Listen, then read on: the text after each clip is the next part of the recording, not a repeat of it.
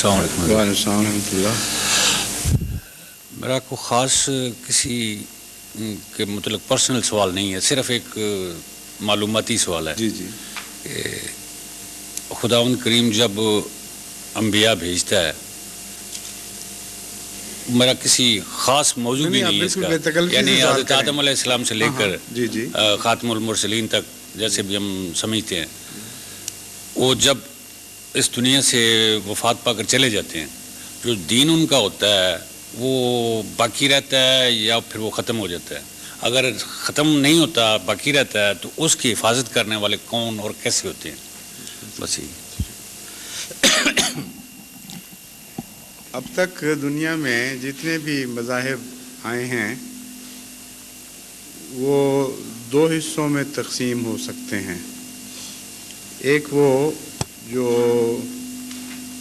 لامحدود وقت کے لیے، ہمیشہ کے لیے آ سکتے تھے عقلاً، اور ایک وہ جو محدود وقت کے لیے، محدود علاقوں کے لیے تھے.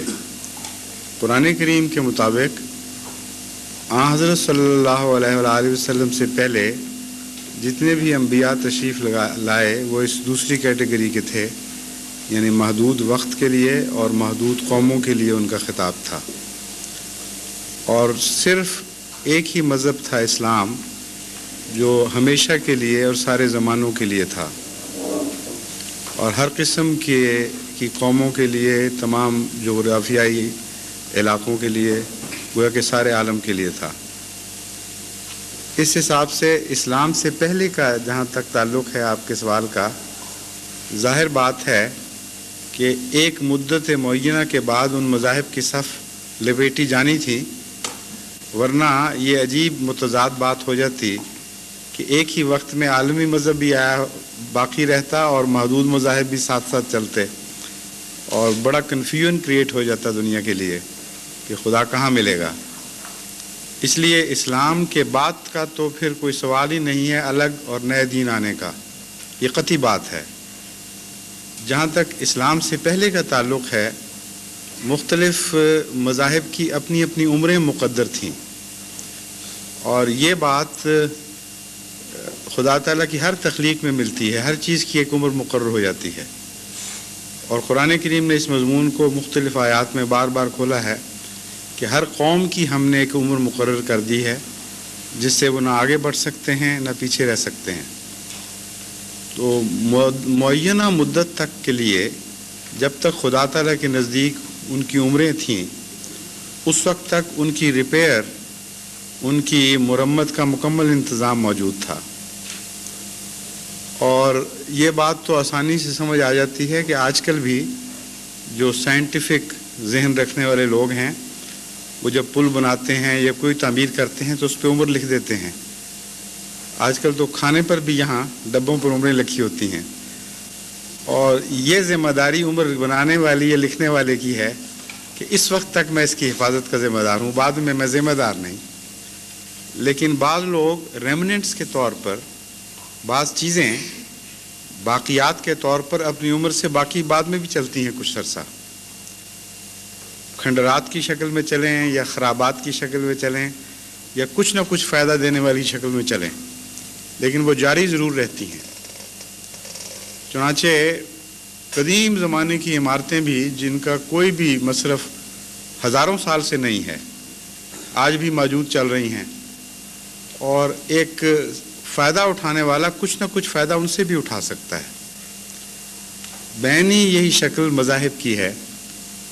اسلام کے آنے کے بعد ایک ایسا مذہب دنیا میں خدا تعالیٰ نے بھیجا جس کی تعمیر کی، جس کی حفاظت کی ذمہ داری فرمائی، اور قیامت تک اس کی ذمہ داری قبول کی. وَإِنَّا لَهُ لَحَافِظُونَ. ہم نے ہی قرآن اتارا ہے اور ہم ذمہ دار ہیں کہ اس کی حفاظت آئندہ قیامت تک چلے گی، اور کوئی اس حفاظت کے نظام میں مخل نہیں ہو سکے گا. دوسرے مذاہب کے متعلق قرآن کریم نے فرمایا ہے کہ اکثر مبدل ہو گئے، اکثر محرف ہو گئے، لیکن کچھ ایسے لوگ بھی ہیں جن تک اسلام کا بہتر پیغام نہیں پہنچا، وہ ان سے اب بھی فائدہ اٹھا رہے ہیں. ان لوگوں کو جہنمی قرار نہیں دیا جو ان مذاہب سے تقوی کے ساتھ فائدہ اٹھاتے ہیں، بلکہ فرمایا کہ جو اللہ پر ایمان لانے والے اور ان تعلیمات پر تقوی سے چلنے والے ہیں جو ان کے لیے بھیجی گئی تھیں، خواہ ان کا کوئی بھی نام ہو، ان کو کوئی خوف نہیں ہے۔ لیکن جن تک اسلام کا مکمل پیغام پہنچ جائے، حجت تمام ہو جائے، پھر انکار کریں تو پھر تو وہ اپنی ہلاکت کا سامان کریں گے۔ یہ عمومی نقشہ ہے، اور اس کی مثالیں اس طرح بھی دی جا سکتی ہیں کہ جو عمر گزارنے والے پل ہیں، اس کے بعد جو ان پر چلتا ہے وہ اپنے رزق پر چلتا ہے، جو چھوڑی ہوئی سڑکوں پر چلتا ہے وہ خطرات کو ملحوظ رکھ کے چلتا ہے کہ سڑکیں متروک ہیں، یہاں ڈاکو بھی ہو سکتے ہیں، سام بچھو بھی، گڑے بھی، پٹ فالز کے قسم کے، لیکن کھیتوں میں چلنے سے بہرحال وہ بہتر ہے۔ تو جن لوگوں تک اسلام کی تعلیم نہیں پہنچی ان کے لیے چارہ کوئی نہیں اس کے سوا کہ لا مذہب ہو کر زندگی گزاریں یا جیسا بھی مذہب ان کو میسر ہے اس پر زندگی گزاریں۔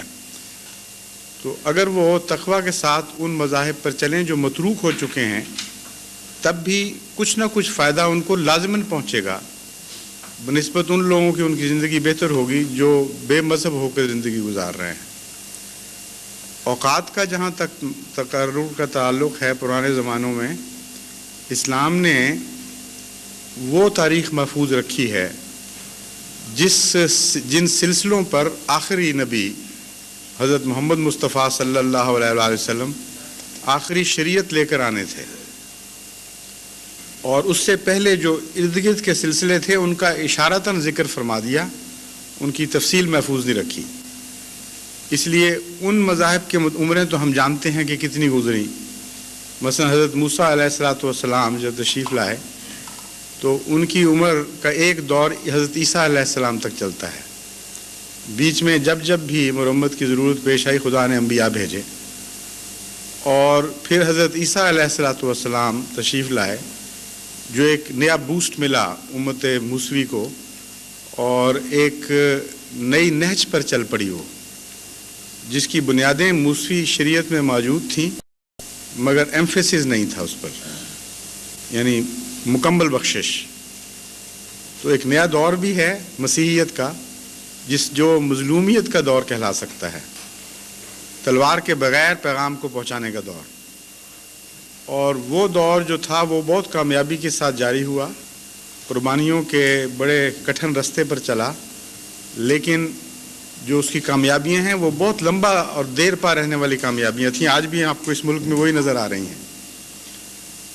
لیکن اس کی عمر جہاں تک تمام ہونے کا تعلق ہے وہ آن حضرت صلی اللہ علیہ وآلہ وسلم کی تشریف آوری پر تمام ہو گئی۔ جو بقیات ہیں ان کی مثال میں پہلے دے چکا ہوں۔ محمد محمد محمد رسول اللہ۔